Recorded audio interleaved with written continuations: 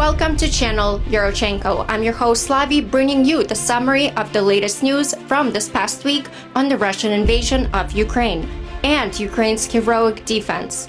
Today, we're diving into the uncomfortable truth about NATO's actions, the US role, and the glaring double standards in global response to aggression.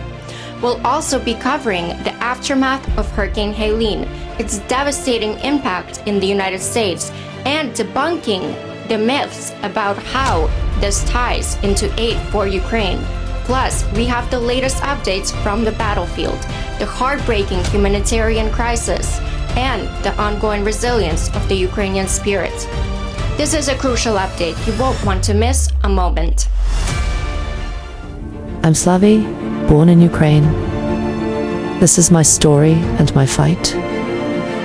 Ukraine is battling a genocidal invader, fighting for freedom, truth, and justice.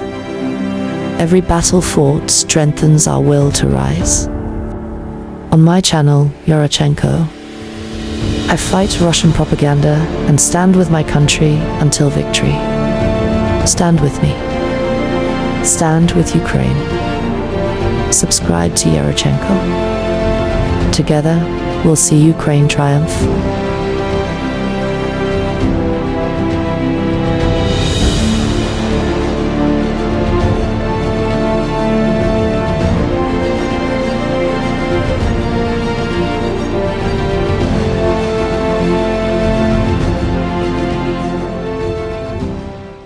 Before we start, please hit the like button, share it far and wide, hit the bell, and subscribe. Using your social currency goes a long way to help the channel grow.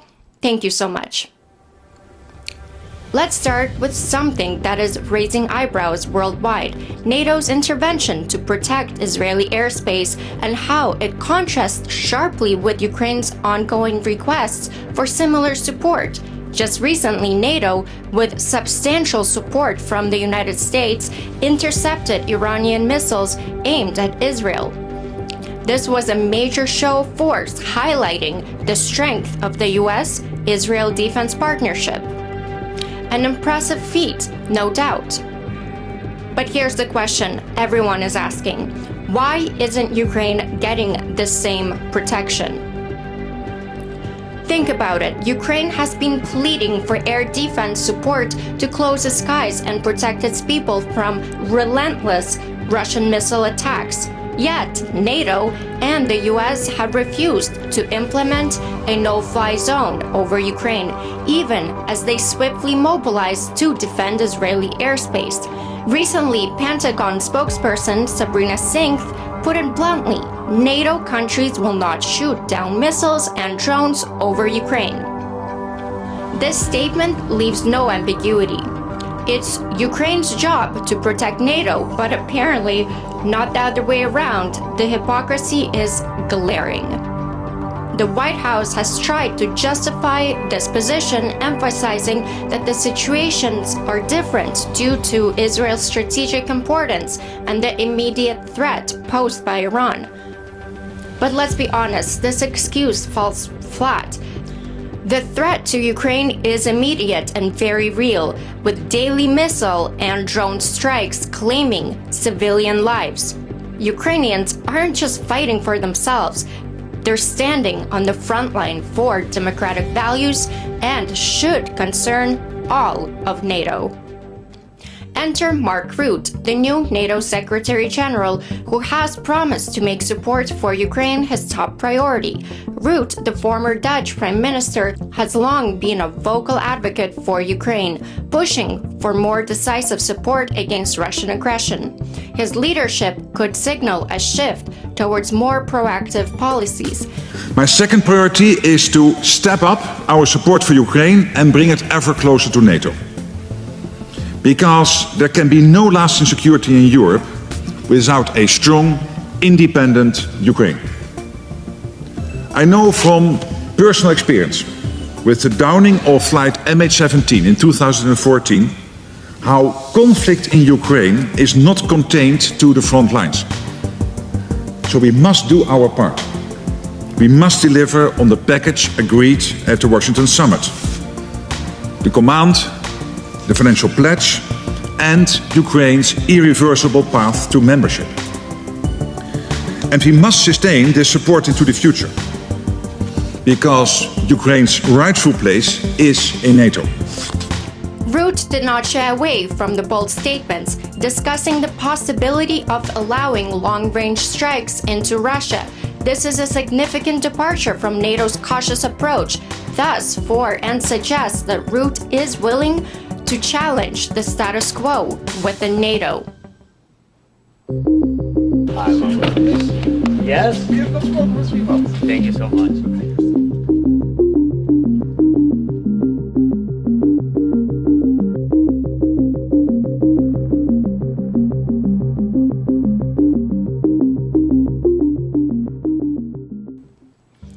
Rutte's visit to Kiev was a clear message, not just for Ukraine, but to the entire NATO alliance. He spoke directly with Ukrainian President Zelensky about increasing military support, emphasizing that the alliance must be prepared to face the consequences of Russian aggression head-on. His stance contrasts sharply with the hesitancy which we've seen from some other NATO leaders, who continue to balance support for Ukraine with the fear of direct escalation with Russia. Шановні пані та панове, їх високоповажності президент України Володимир Зеленський та генеральний секретар НАТО Марк Рютте. Mr. President, dear Volodymyr, thank you for your warm welcome. This is now my 5th time in Ukraine since the full onslaught of Russia started in February 2022. Together we visited Odessa, we visited Kharkiv, and obviously we had numerous meetings here in Kyiv. Rutte seems to understand that the current approach is not enough, that symbolic gestures and limited aid packages won't deter Russian aggression. Rutte's no-nonsense approach is a breath of fresh air for many in Ukraine, but it's also a challenge to the other NATO members. Will they follow his lead and take the necessary steps to ensure Ukraine can both defend and strike back?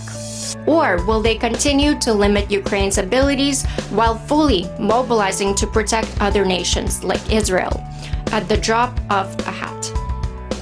Moreover, while the US continues to slow drip military aid into Ukraine, they are stopping short of allowing long-range strikes into Russia, a topic that Rutte has openly put on the table.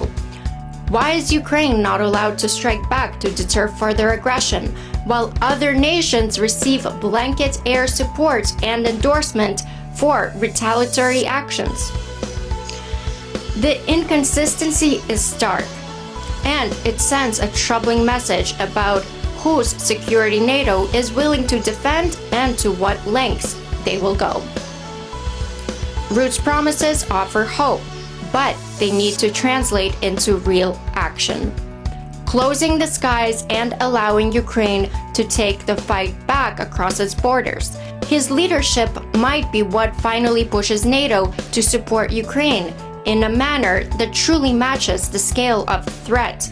If the alliance wants to stand by its principles, Rutte's proactive vision must be matched by the willingness to act decisively, not just in words, but in concrete support that allows Ukraine to fight for its survival. Now the US has announced a new $8 billion military aid package for Ukraine, filled with advanced weaponry aimed at boosting Ukraine's ability to defend itself.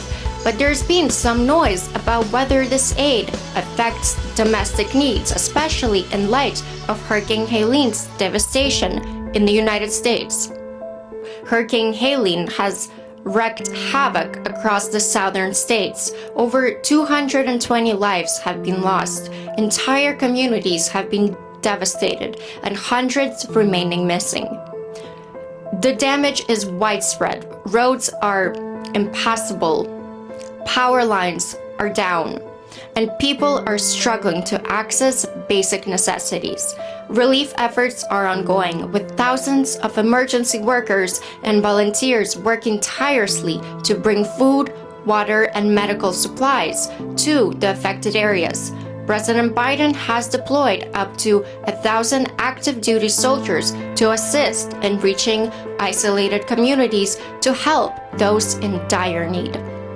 It's understandable why some might worry about whether resources devoted to Ukraine are taking away from what's needed at home. But let's be absolutely clear. This is a false narrative. Aid to Ukraine comes from a completely different pool of resources, the Defense and Foreign Assistance budget, which has no connection whatsoever to the funding used for domestic disaster relief. Domestic crises such as the response to Hurricane Helene are handled by agencies like FEMA, which operates with its own dedicated funding streams. These funds don't compete. They are distinct allocations set by Congress for entirely different purposes. Here's an important point that's often overlooked. Most of the aid to Ukraine stays in the United States. That's right, the majority of this aid is used to fund the production of weapons and military supplies within the US, supporting American defense contractors and boosting the US economy. The money doesn't get sent directly to Ukraine. Instead, it goes to American companies to produce the equipment Ukraine needs. This means jobs for American workers and investment in American industries.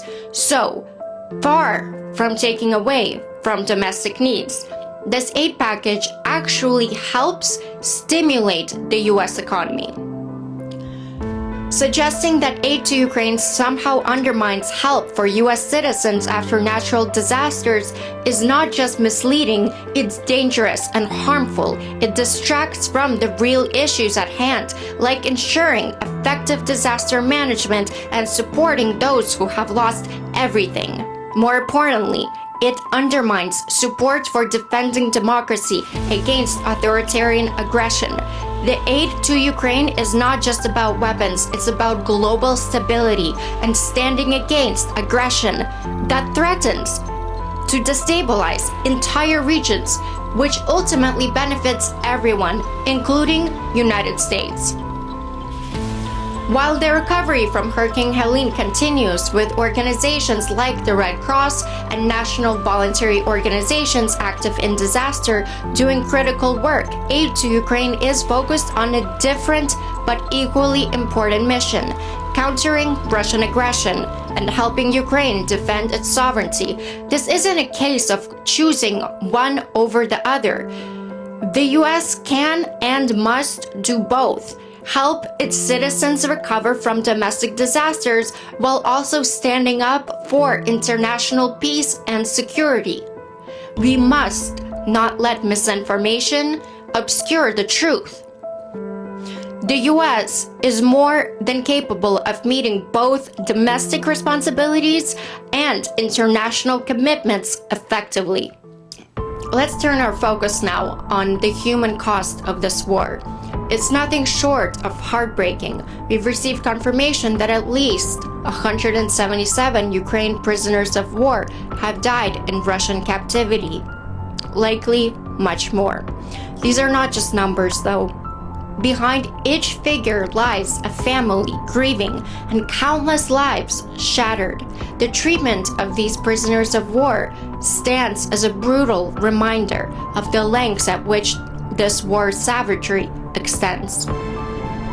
And in Kherson, the situation is even more nightmarish.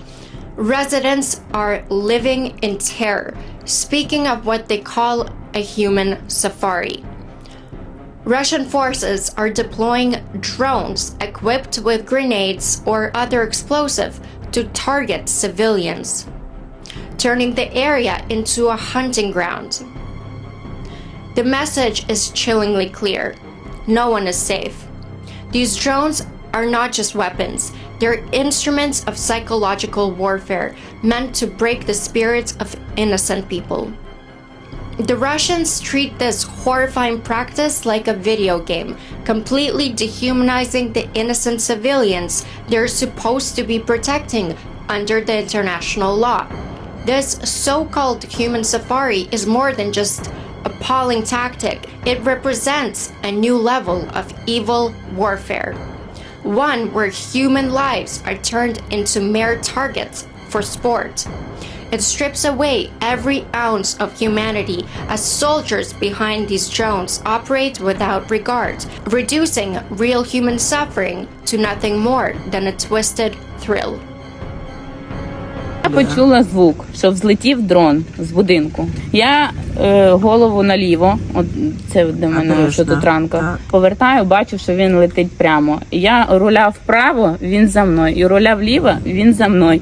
І він тако починає, тоді він тако відлітає мене фотографувати, фіксувати на камеру.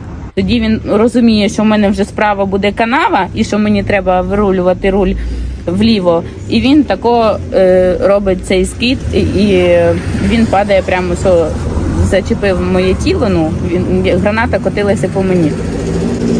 І взірвалася прямо там, де я крутила педаль. Я згрупувалася як могла, тому я лишилася жива. Бо якби я не згрупувалася, я померла б на місці. І граната була наповнена титановою основою. Його не можуть лікарі достати. Я не можу стати, тому що уламок залетів мені прямо в кістку. І я буду з ними жити, але пікати на касі в сільпо. У мене такі були думки. Я повинна швидше крутити педалі, щоб вижити. Бо я мама 2 діток. В мене було 2 скиди. Один скид був на мене в п'ятницю, але я встигла втікти. Я в житті не могла повірити, що я можу настільки швидко пересуватися. А на наступний день він мене все-таки догнав. На транспортах, на яких я їздила, відбувалися скиди. І вони це відео фіксували і викладали все на своїх сайтах. Ukrainian soldiers ride bikes. This character was clearly eliminated. For now, he is seriously injured. Evacuation is not allowed to approach. If this new form of warfare isn't stopped now, this is what awaits the Ukrainians on all Russian-occupied territories, a future where they're hunted, terrorized, and denied their fundamental rights to live without fear.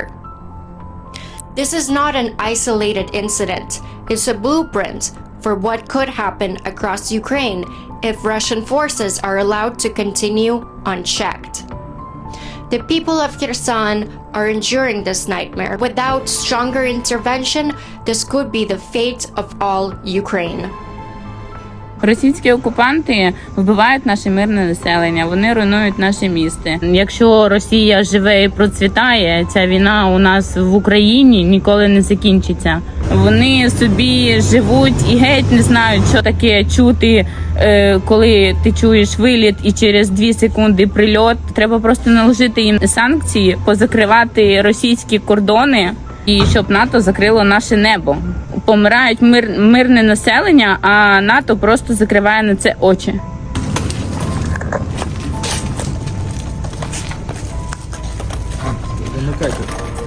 If Ukraine is not helped in a much more aggressive and decisive way, this inhuman reality where civilians are treated like targets will spread. This is the fate that Ukrainians will face across all occupied territories. Systemic torture, rape, and death at the hands of an occupying force that sees them as less than human. The images and stories emerging from Kherson are stark reminders of what is at stake and why the world must act with urgency. This deliberate targeting of innocent civilians cannot go unanswered. It's not enough for the international community to simply observe from the sidelines or respond with bureaucratic delays. This is a crime against humanity, and it requires a unified, forceful response, not just in the form of sanctions, not just in words, but in real, tangible action that can prevent these atrocities from happening. We must demand an end to these barbaric acts with a collective voice that refuses to tolerate such evil, and that demands immediate protection and aggressive support for Ukraine to defend its people. Не попаду по линии. Есть, сейчас, да.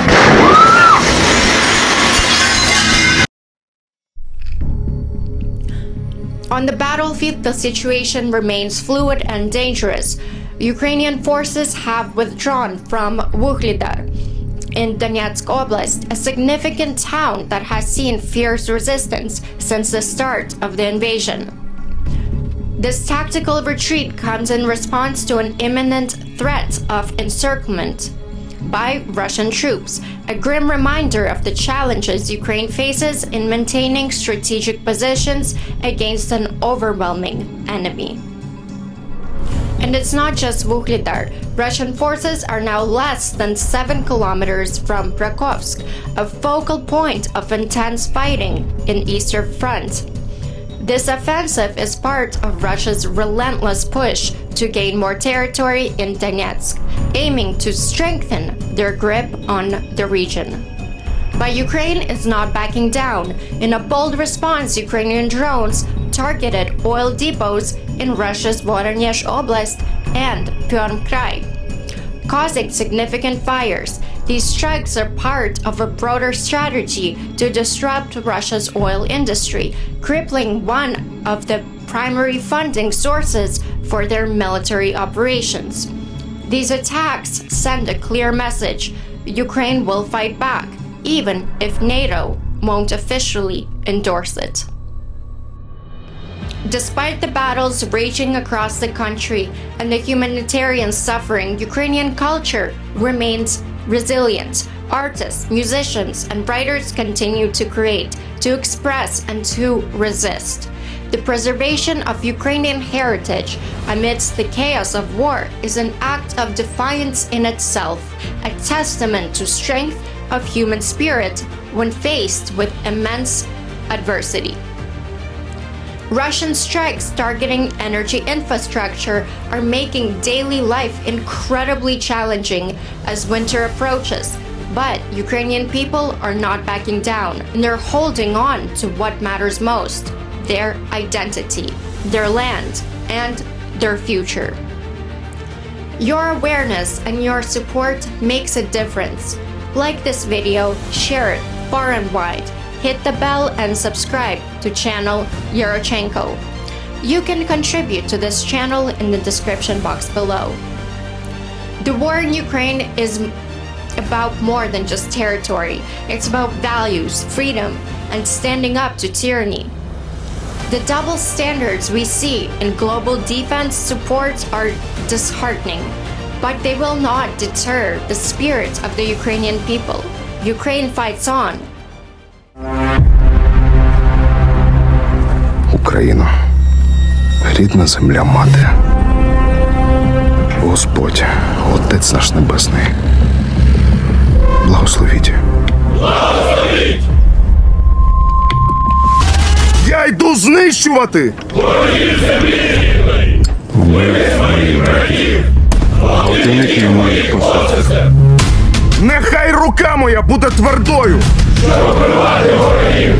Нехай око моє буде ясним! Щоб вбивати ворогів! Нехай зброя моя буде справною!